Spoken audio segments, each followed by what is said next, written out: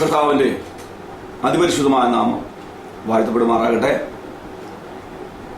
ഈ വീഡിയോയിൽ കൂടെ എന്നെ ശ്രമിക്കുന്ന എല്ലാ ദൈവമക്കൾക്കും വേഗം വരുന്നവനായ യേശു കർത്താവിന്റെ നാമത്തിൽ എൻ്റെ സ്നേഹവന്ദനത്തെ പ്രാരംഭമായി അറിയിക്കുന്നു. ഈ അടുത്ത കാലത്തായി സോഷ്യൽ മീഡിയകളിൽ കൂടി പ്രചരിക്കുന്ന ഒരു പ്രസംഗത്തിന്റെ ഭാഗങ്ങൾ, അറിയപ്പെടുന്ന ഒരു സുവിശേഷകൻ ആ പ്രസംഗത്തിൽ ഇങ്ങനെ പ്രസ്താവിക്കുന്നു: ദൈവമക്കൾ പട്ടണങ്ങളിൽ ഒരു ബാധയായിരിക്കണമെന്ന് ദൈവം ആഗ്രഹിക്കുന്നു. പൗലോസിനെ ദൈവം പട്ടണങ്ങളിൽ ബാധയാക്കി വെച്ചു. ഈ വിഷയത്തിന് തിരുവെഴുത്തിന് അടിസ്ഥാനമുണ്ടോ എന്ന് പരിശോധിക്കുവാൻ ദൈവകൃപയിൽ ശരണപ്പെടുകയും ആത്മീയ ഗോളത്തിലെ ശുശ്രൂഷകളെ നാം കാണുമ്പോൾ അത് പരിശുദ്ധമാണ്, പൊതുവെ അത് പരിശുദ്ധാത്മാവിന്റെ ശുശ്രൂഷകളാണെന്ന് പറഞ്ഞ് പെട്ടെന്ന് അതിനെ എല്ലാം അംഗീകരിക്കുന്ന ഒരു പ്രവണത ആത്മീയ ഗോളത്തിൽ നാം കണ്ടുവരുന്നുണ്ട്. എന്നാൽ വളരെ വിനയത്തോടെ ഞാൻ ദൈവമക്കളോട് ഓർപ്പിക്കട്ടെ, നാം കാണുന്ന ശുശ്രൂഷകളെല്ലാം പരിശുദ്ധാത്മാവിൻ്റെതാണോ എന്ന് നാം വചനത്തിന്റെ അടിസ്ഥാനത്തിൽ പരിശോധിക്കണമെന്ന് കർത്താവ് നമ്മളെക്കുറിച്ച് ആഗ്രഹിക്കുന്നു. പ്രധാനമായും പരിശുദ്ധാത്മാവ് തന്റെ ശുശ്രൂഷകളിൽ 3 രീതികൾ അവലംബിക്കുന്നത് നമുക്ക് കാണാൻ കഴിയും. പരിശുദ്ധാത്മാവ് വ്യക്തികളെ പ്രേരിപ്പിക്കുന്നുണ്ട്, പരിശുദ്ധാത്മാവ് വ്യക്തികളെ തടയുന്നുണ്ട്, പരിശുദ്ധാത്മാവ് വ്യക്തികളെ അഭിഷേകം ചെയ്യുന്നുണ്ട്. അപ്പോസ്തല പ്രവർത്തികളുടെ പുസ്തകം 8-ാമത്തെ അധ്യായം 26-ാമത്തെ വാക്യം പഠിക്കുമ്പോൾ നമുക്ക് കാണുവാൻ കഴിയുന്നത്, അനന്തരം കർത്താവിന്റെ ദൂതൻ നീ എഴുന്നേറ്റ് തെക്കോട്ട് യെരൂശലേമിൽ നിന്ന് ഗസയ്ക്കടുത്തുള്ള നിർജ്ജന പ്രദേശത്തേക്ക് പോകാം എന്ന് പറഞ്ഞു. ഫിലിപ്പോസിനോട് പരിശുദ്ധാത്മാവ് പറയുന്ന വാക്കുകളാണ്: നീ എഴുന്നേറ്റ് തെക്കോട്ട് ഗസയ്ക്കടുത്തുള്ള നിർജ്ജന പ്രദേശത്തേക്ക് പോകാം. അതേ അധ്യായത്തിന്റെ 29-ാമത്തെ വാക്യത്തിൽ ആത്മാവ് ഫിലിപ്പോസിനോട് നീ അടുത്തു ചെന്ന് തേരിനോട് ചേർന്ന് നടക്ക എന്ന് പറയുന്നു. അപ്പോൾ ഈ വാക്യത്തിൽ നിന്ന് നമുക്ക് മനസ്സിലാക്കുവാൻ കഴിയുന്നത്, പരിശുദ്ധാത്മാവ് വ്യക്തികളെ പ്രേരിപ്പിക്കുന്നുണ്ട്. അതേ പുസ്തകത്തിൽ അപ്പോസ്തല പ്രവർത്തികളുടെ പുസ്തകം 16-ാമത്തെ അധ്യായം 6 മുതൽ വാക്യം പഠിക്കുമ്പോൾ പരിശുദ്ധാത്മാവ് വ്യക്തികളെ തടയുന്നു എന്ന് നമുക്ക് കാണാം. അവർ ആസ്യയിൽ വചനം പ്രസംഗിക്കരുതെന്ന് പരിശുദ്ധാത്മാവ് വിലക്കുകയാൽ ഫ്രുഗിയിലും ഗലാത്യ പട്ടണങ്ങളിൽ കൂടെ സഞ്ചരിച്ച് മ്യൂസിയിലെത്തി ബിഥുവിലേക്ക് പോകുവാൻ ശ്രമിച്ചു. യേശുവിന്റെ ആത്മാവോ അവരെ സമ്മതിച്ചില്ല എന്ന് നമ്മൾ വായിക്കുന്നു. അപ്പോൾ ആസ്യയിൽ വചനം പ്രസംഗിക്കരുതെന്ന് പരിശുദ്ധാത്മാവ് വിലക്കി. ബിഥുവിലേക്ക് പോകുവാൻ യേശുവിന്റെ ആത്മാവ് അവരെ സമ്മതിച്ചില്ല. ആ 2 വാക്യങ്ങൾ നമുക്ക് മനസ്സിലാക്കി തരുന്നത്, ചില സന്ദർഭങ്ങളിൽ പരിശുദ്ധാത്മാവ് ദൈവമക്കളെ തടയുന്നുണ്ട്. 3, പരിശുദ്ധാത്മാവ് വ്യക്തികളെ അനോയിന്റ് ചെയ്യുന്നു, അഭിഷേകം ചെയ്യുന്നു. 1 കൊരിന്ത്യർ ലേഖനം 12-ാമത്തെ അധ്യായം 11 മുതൽ വാക്യം നാം പരിശോധിക്കുമ്പോൾ, ആത്മാവ് താൻ ഇച്ഛിക്കുന്നത് പോലെ അതത് വരം പകുത്തു കൊടുക്കുന്നു എന്ന് നമ്മൾ വായിക്കുന്നു. കൃപാവരങ്ങളെ പകുത്തു കൊടുക്കുന്ന പരിശുദ്ധാത്മാവാണ്. ദൈവത്തിലെ ആത്മാവ് ഇച്ഛിക്കുന്നത് പോലെ വ്യക്തികൾക്ക് പരിശുദ്ധാത്മാവ് കൃപാവരങ്ങളെ പകുത്തു കൊടുക്കുമ്പോൾ അത് ഓപ്പറേറ്റ് ചെയ്യുവാൻ, ആ കൃപാവരങ്ങളെ ഉപയോഗിക്കുവാൻ ഉള്ള നിയോഗവും, അതിനെ അഭിഷേകം എന്ന് പറയുന്നതിൽ തെറ്റില്ല, മനസ്സിലാക്കാൻ ആ പദം ഉപയോഗിക്കാം. നിയോഗം, അഭിഷേകം പരിശുദ്ധാത്മാവ് കൊടുക്കുന്നു. ഇതുപോലെ ദുരാത്മാവും തന്റെ പ്രവർത്തികളിൽ 3 രീതികൾ അവലംബിക്കുന്നത് നമുക്ക് കാണാൻ കഴിയും. 1, ദുരാത്മാവ് വ്യക്തികളെ പ്രേരിപ്പിക്കുന്നുണ്ട് പാപം ചെയ്യുവാൻ, ദൈവവചനത്തിന്റെ കൽപ്പനകളെ ലംഘിക്കുവാൻ, ഈ ലോകത്തോട് അനുരൂപരായി ദൈവത്തോട് അനുരൂപരായി രൂപാന്തരപ്പെടുന്നതിൽ നിന്ന് മാറി നിൽക്കേണ്ടതിന്, ഈ ലോകത്തോട് അനുരൂപരാകുവാൻ ഒക്കെ ദുരാത്മാവ് വ്യക്തികളെ പ്രേരിപ്പിക്കുന്നുണ്ട്. ദുരാത്മാവ് വ്യക്തികളെ തടയുന്നുണ്ട്. ദൈവകൽപ്പനയാകുന്ന സ്നാനം അനുസരിക്കാതിരിക്കാൻ, ദൈവ വചനത്തിൽ പറഞ്ഞിരിക്കുന്ന ആജ്ഞകളും കൽപ്പനകളും അനുസരിക്കാതിരിക്കാൻ, വിശുദ്ധ ജീവിതം ചെയ്യാതിരിക്കാനൊക്കെ ദുരാത്മാവ് വ്യക്തികളെ തടയുന്നു. 3, പരിശുദ്ധാത്മാവ് വ്യക്തികളെ അഭിഷേകം ചെയ്യുമ്പോൾ, അനോയിന്റ് ചെയ്യുമ്പോൾ, ദുരാത്മാവ് വ്യക്തികളെ അഭിഷേകം ചെയ്യുകയല്ല, പകരം ദുരാത്മാവ് വ്യക്തികളെ പൊസസ് ചെയ്യുകയാണ്, ബാധിക്കുകയാണ്. എന്താണ് അനോയിന്റ് ചെയ്യുകയും പൊസസ് ചെയ്യുകയും ചെയ്യുന്നു എന്ന് പറയുന്നതിലുള്ള വ്യത്യാസം? പരിശുദ്ധാത്മാവ് ഒരാളെ അനോയിന്റ് ചെയ്യുമ്പോൾ ആ വ്യക്തിത്വത്തെ ആദരിക്കുന്നു, അല്ലെങ്കിൽ ആ വ്യക്തിത്വത്തെ അംഗീകരിക്കുകയും വ്യക്തിത്വത്തെ ആദരിക്കുകയും ചെയ്തുകൊണ്ടാണ് ശുശ്രൂഷയിൽ ഉപയോഗിക്കുന്നത്. എന്നാൽ ദുരാത്മാവിനാൽ ബാധിക്കപ്പെട്ട ഒരു മനുഷ്യന്റെ വ്യക്തിത്വത്തെ ദുരാത്മാവ് ആദരിക്കുന്നില്ല, ആ വ്യക്തിത്വത്തെ അഫലമാക്കുന്നു. പരിശുദ്ധാത്മാവ് അഭിഷേകം ചെയ്ത ഒരു വ്യക്തി ശുശ്രൂഷിക്കുമ്പോൾ ആ വ്യക്തിക്ക് അറിയാം താൻ എന്താണ് ചെയ്യുന്നതെന്നും എവിടെയാണ് നിൽക്കുന്നതെന്നും താൻ ആരാണെന്നും ഒക്കെ വളരെ വ്യക്തമായി സുബോധത്തോടെ മനസ്സിലാക്കിക്കൊണ്ടാണ് തന്നെ ശുശ്രൂഷ ചെയ്യുന്നത്. എന്നാൽ ദുരാത്മാവ് ബാധിച്ച ഒരു വ്യക്തി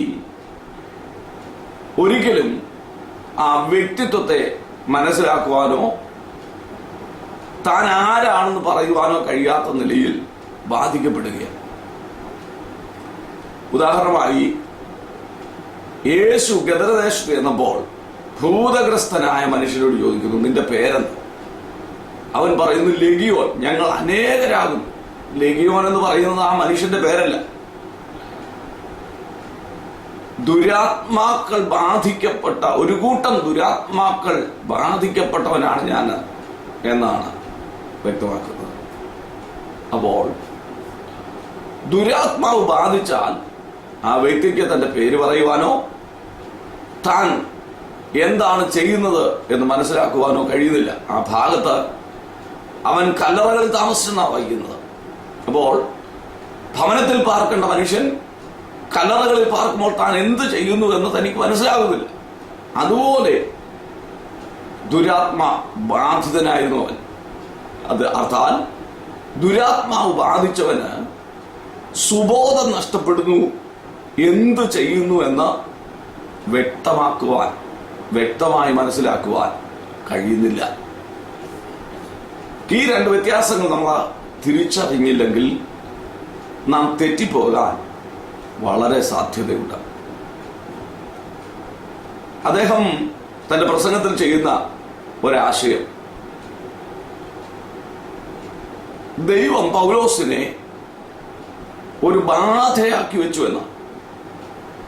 ദൈവം പൗലോസിനെ ഒരു ബാധയാക്കി വെച്ചു എന്നതിൽ തിരുവെഴുത്തിൽ അടിസ്ഥാനമുണ്ടോ എന്ന് പരിശോധിക്കേണ്ടിയിരിക്കുന്നു.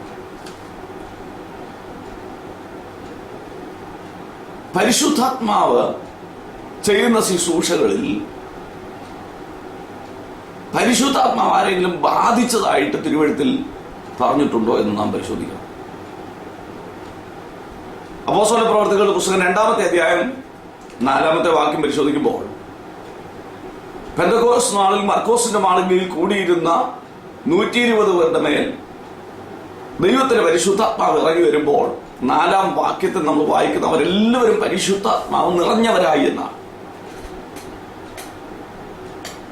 ഒരു ഭാഗത്ത് പോലും അവർ പരിശുദ്ധാത്മ ബാധിതരായി എന്ന് എഴുതിയിട്ടില്ല. അപ്പോസ്തല പ്രവൃത്തി 13:9 അപ്പോൾ പൗലോസ് എന്നും മറുപേരുള്ള ശൗൽ പരിശുദ്ധാത്മ പൂർണ്ണനായി എന്ന് എഴുതിയിരിക്കുന്നു. ആ ഭാഗത്തും പൗലോസ് പരിശുദ്ധാത്മ ബാധിതനായി എന്ന് എഴുതിയിട്ടില്ല. മറ്റൊരു ഭാഗത്ത് പൗലോസ് ചോദിക്കുന്ന ഒരു സ്റ്റേറ്റ്മെന്റ്, അപ്പോസ്തല പ്രവൃത്തി 19:1 മുതലുള്ള ഭാഗം പരിശോധിക്കുമ്പോൾ നമുക്ക് കാണാൻ കഴിയുന്നത്, അപ്പൊല്ലോസ് കൊരിന്തിലിരിക്കുമ്പോൾ പൗലോസ് ഉൾനാടുകൾ കൂടെ സഞ്ചരിച്ച് സുവിശേഷം അറിയിച്ചുകൊണ്ട് എഫേസോസിലെത്തി. എഫേസോസിൽ ഉണ്ടായിരുന്ന യോഹന്നാൻ സ്നാപകന്റെ ശിഷ്യന്മാർ 12 പേരെ കണ്ടിട്ട് അവരോട് ചോദിക്കുന്ന ചോദ്യം, നിങ്ങൾ വിശ്വസിച്ച പരിശുദ്ധാത്മാവിനാൽ ബാധിച്ചു എന്നല്ല, പരിശുദ്ധാത്മാവിനെ പ്രാപിച്ചു എന്നാണ്.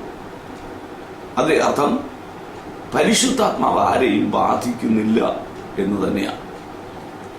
എന്നാൽ അപ്പോസ്തല പ്രവർത്തികളുടെ പുസ്തകം 8-ാമത്തെ അധ്യായം 7-ാമത്തെ വാക്യം വായിക്കുമ്പോൾ നമുക്ക് കാണാൻ കഴിയുന്നത്, അശുദ്ധാത്മാക്കൾ ബാധിച്ച പലരിൽ നിന്നും അവ ഉറക്കെ നിലവിളിച്ച് കൊണ്ട് പുറപ്പെട്ടു. അവിടെ വായിക്കുന്ന അശുദ്ധാത്മാക്കൾ ബാധിച്ചു. അപ്പോസ്തല പ്രവൃത്തി 10:38 നമുക്ക് വായിക്കുവാൻ കഴിയുന്നത്, പിശാച് ബാധിച്ചവരെ ഒക്കെയും സൗഖ്യമാക്കിക്കൊണ്ട് സഞ്ചരിച്ചതായ വിവരം. ഈ 2 വാക്യങ്ങൾ നമ്മെ പഠിപ്പിക്കുന്നത് ദുരാത്മാവ് ബാധിക്കുന്നു. വളരെ പ്രസിദ്ധമായ ഒരു പ്രസംഗം, 12 വർഷം രക്തസ്രവത്താൽ ബാധിക്കപ്പെട്ട ഒരു സ്ത്രീയുടെ ജീവചരിത്രം മർക്കോസിന്റെ സുവിശേഷത്തിൽ നമുക്ക് വായിക്കുവാൻ കഴിയും. യേശുവിന്റെ വസ്ത്രത്തിന്റെ തൊങ്ങൽ കൊണ്ട് താൻ സ്പർശിച്ച് സൗഖ്യമാകുമെന്ന് വിശ്വസിച്ച രക്തസ്രവക്കാരി ജനക്കൂട്ടത്തിന്റെ ഇടയിൽ കൂടെ യേശുവിന്റെ അടുക്കൽ ചെന്നവന്റെ വസ്ത്രത്തിന്റെ തൊങ്ങൽ തൊട്ട് സൗഖ്യമാകുന്നു. ആ ഭാഗത്ത് മർക്കോസ് രേഖപ്പെടുത്തിയിരിക്കുന്നത്, ക്ഷണത്തിൽ അവളുടെ രക്തസ്രവം നിന്നു, ബാധ മാറി, താൻ സ്വസ്ഥയായിരിക്കുന്നുവെന്ന് ശരീരത്തിലാണ് 29-ാമത്തെ വാക്യത്തിൽ. അതേ അധ്യായത്തിൽ തുടർന്നുള്ള ഭാഗങ്ങളിൽ യേശു പബ്ലിക്കായി അവളോട് പറയുന്ന ഒരു വാക്കുണ്ട്, സ്ത്രീയെ സമാധാനത്തോടെ പോയി ബാധ ഒഴിഞ്ഞ് സ്വസ്ഥയായിരിക്കും. അപ്പോൾ 12 വർഷമായി അവളുടെ ശരീരത്തിൽ നിന്ന് രക്തം പുറത്തേക്ക് പോകുന്ന ആ രോഗത്തിന്റെ പിന്നിൽ വ്യാപരിച്ചിരുന്നത് ഒരു ബാധയായിരുന്നുവെന്ന് യേശു വ്യക്തമാക്കി. അതൊരു ദുരാത്മാവായിരുന്നു എന്നല്ലേ അതിന്റെ അർത്ഥം? അങ്ങനെയാണെങ്കിൽ ബാധിക്കുന്നത് പരിശുദ്ധാത്മാവോ ദുരാത്മാവോ? മറ്റൊരു സ്റ്റേറ്റ്മെന്റ് അദ്ദേഹം പറയുന്നത്, പൗലോസിനെ കുറിച്ച് ഉപയോഗിക്കാൻ സ്വർഗമിട്ട പദം അവനൊരു ബാധയായിരുന്നു എന്നാണ്. പൗലോസിനെ കുറിച്ച് വിശുദ്ധ തിരുവെഴുത്തിൽ ഒരു ബാധയായിരിക്കുന്നുവെന്ന് സ്വർഗം അല്ലെങ്കിൽ ദൈവം പറഞ്ഞിട്ടുണ്ടോ? അപ്പോസ്തല പ്രവർത്തികളുടെ പുസ്തകം 9-ാമത്തെ അധ്യായം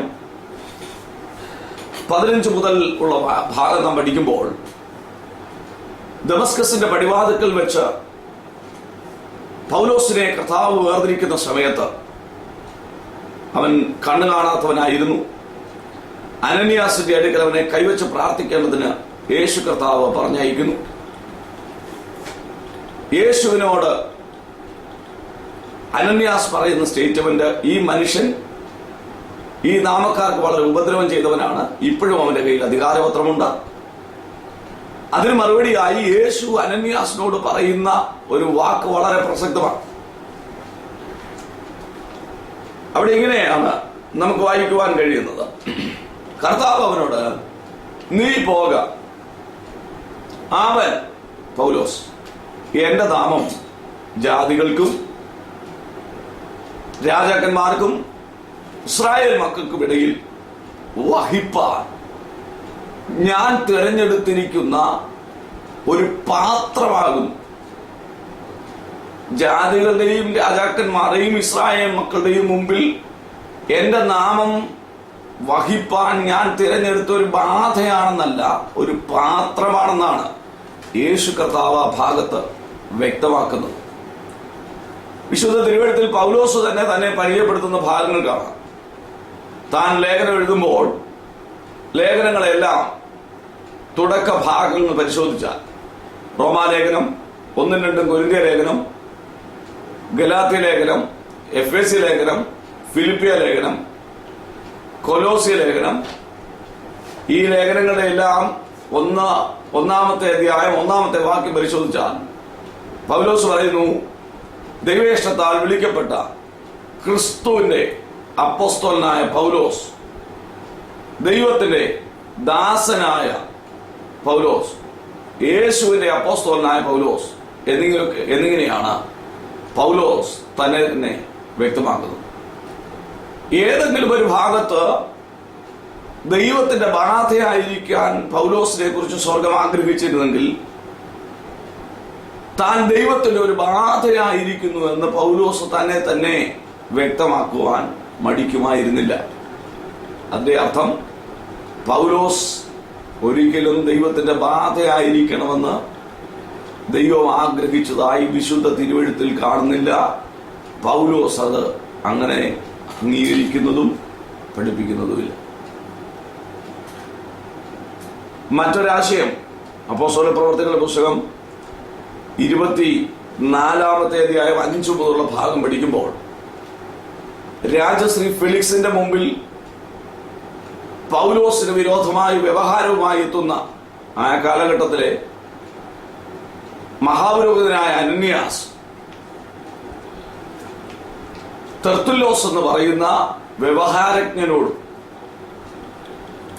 ജനത്തിന് മൂപ്പന്മാരോടും കൂടെ ഫെലിക്സിന്റെ മുമ്പിൽ നിൽക്കുമ്പോൾ വ്യവഹാരജ്ഞനായ തെർത്തുല്ലോസ് ഫെലിക്സിനോട് പറയുന്ന ഒരു സ്റ്റേറ്റ്മെന്റ്, ഈ പുരുഷൻ ഒരു ബാധയും ലോകത്തിലുള്ള സകല യഹൂദന്മാരുടെയും ഇടയിൽ കലഹമുണ്ടാക്കുന്നവരും നസ്രായ മതത്തിന്റെ മുമ്പനുമെന്ന് ഞങ്ങൾ കാണുന്നു എന്ന് പറഞ്ഞു.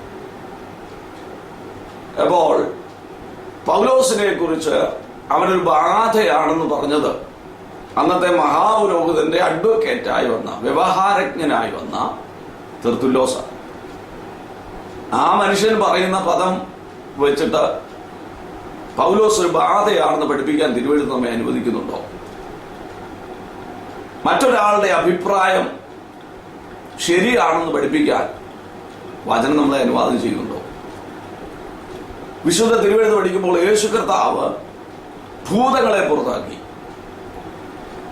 കണ്ടു നിന്നവർ പറഞ്ഞത് അവൻ ഭൂതങ്ങളുടെ തലവനായ ബേൽസബൂലിനെ കൊണ്ട് അത്രയും ഭൂതങ്ങളെ പുറത്താക്കുന്നത്. കർത്താവ് ഭൂതങ്ങളെ പുറത്താക്കിയത് ബേൽസബൂലിനെ കൊണ്ടാണെന്നൊരു വിഭാഗം പറഞ്ഞപ്പോൾ നാം ആ മനുഷ്യരുടെ അഭിപ്രായം കേട്ട യേശു ഭൂതങ്ങളെ പുറത്താക്കിയത് ബേൽസബൂലിനെ കൊണ്ടാണ്, ഭൂതങ്ങളുടെ തലവനെ കൊണ്ടാണെന്ന് പ്രസംഗിച്ചാൽ എന്തായിരിക്കും അതിന്റെ റിസൾട്ട്? അപ്പോൾ ഒരാളുടെ അഭിപ്രായം കൊണ്ട് ഒരു വിഷയം വേദപുസ്തകത്തിന്റെ ഉപദേശമാണെന്ന് തെളിയിക്കുവാൻ നമുക്ക് അനുവാദം വേദപുസ്തകം തരുന്നില്ല. 24-ാമത്തെ അധ്യായം അപ്പോസ്തല പ്രവൃത്തിയുടെ 13-ാമത്തെ വാക്യം വായിക്കുമ്പോൾ പൗലോസ് വളരെ വ്യക്തമായി തെർത്തുല്ലോസിന്റെ ഭാഗത്തെ നിഷേധിക്കുന്നു. അവൻ പറയുന്നു, ഇവർ പറഞ്ഞ കാര്യങ്ങൾ ഒന്നും തെളിയിക്കാൻ അവർക്ക് ഇതുവരെ കഴിഞ്ഞിട്ടില്ല. അതിന്റെ അർത്ഥം തെർത്തുല്ലോസ് പറഞ്ഞത് തെളിയിക്കാൻ കഴിഞ്ഞില്ലെന്നല്ലേ? മറ്റൊരാശയം, ദൈവിക പദ്ധതിക്കെതിരെ നിന്ന ഫറവോന്യ ശക്തിക്ക് എതിരെ മോശയെ ഇറക്കി നിർത്തി ദൈവം ബാധ അയച്ചു. ഫറവോന്യ ശക്തികൾക്ക് പിടിച്ചു നിൽക്കുവാൻ കഴിഞ്ഞില്ല. വളരെ ശരിയാ, ഞാൻ ആ ഭാഗം അംഗീകരിക്കും. ദൈവിക പദ്ധതിക്കെതിരെ നിന്ന ഫറവോന്യ ശക്തിക്കെതിരെ ദൈവം മോശയെ ഇറക്കി നിർത്തിയെന്നുള്ളത് സത്യമാണ്. ദൈവം മോശയെ ആ ദേശത്തൊരു ബാധയാക്കിയെന്നല്ല, പകരം ദൈവം തനിക്ക് പകരക്കാരനായി മോശയെ ആ ദേശത്ത് അയക്കുകയായിരുന്നു. ദൈവം അബ്രഹാമിനോട് വാഗ്ദത്തം ചെയ്ത വാഗ്ദത്തങ്ങളുടെ നിവൃത്തി കൂടെയായിരുന്നു. 4-ാം തലമുറക്കാരെ ആ ദേശത്ത് മടക്കിക്കൊണ്ടുവരുവാൻ ദൈവം എഴുന്നേൽപ്പിച്ച മോശ ദൈവത്തിന്റെ പകരക്കാരനായിട്ടാണ് അവിടെ നിൽക്കുന്നത്, ബാധയായിട്ടല്ല.